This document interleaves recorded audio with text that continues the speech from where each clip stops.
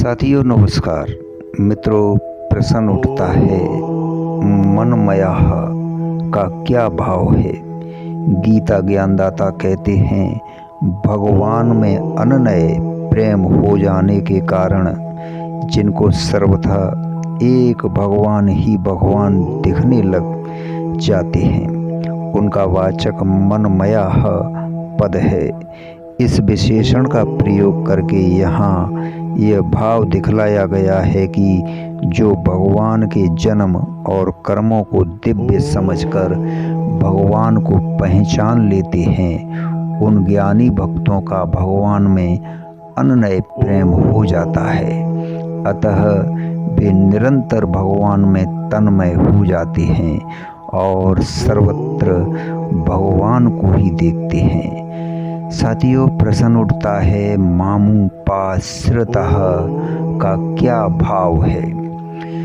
मित्रों, जो भगवान की शरण ग्रहण कर लेते हैं सर्वथा उन पर निर्भर हो जाते हैं, सदा उनमें ही संतुष्ट रहते हैं, जिनका अपने लिए कुछ भी कर्तव्य नहीं रहता और जो सब कुछ भगवान का समझकर उनकी आज्ञा का पालन करने के लिए उद्देश्य से उनकी सेवा के रूप में ही समस्त कर्म करते हैं। ऐसे पुरुषों का वाचक मामुपाश्रितः पद है।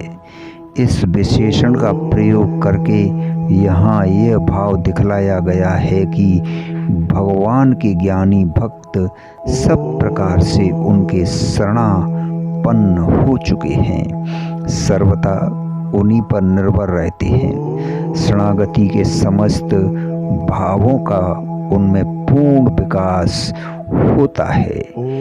मित्रों, प्रश्न उठता है ज्ञान तपसा पद का अर्थ आत्मज्ञान रूप तप है।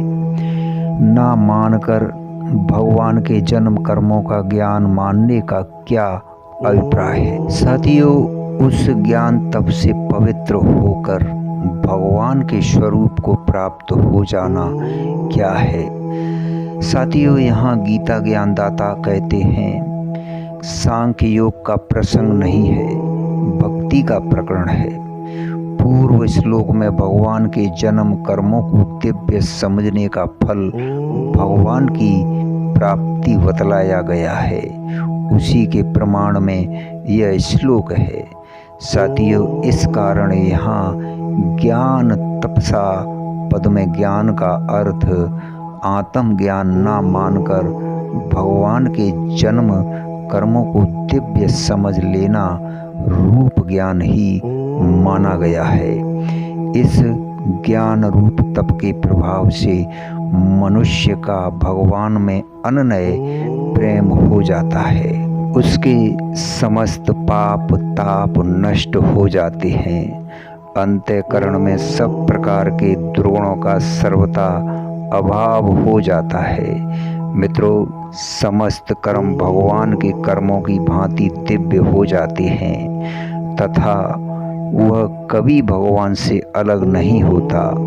उसको भगवान सदा ही प्रत्यक्ष रहते हैं। यही उन भक्तों का ज्ञान रूप तप से पवित्र होकर भगवान के स्वरूप को प्राप्त हो जाना है।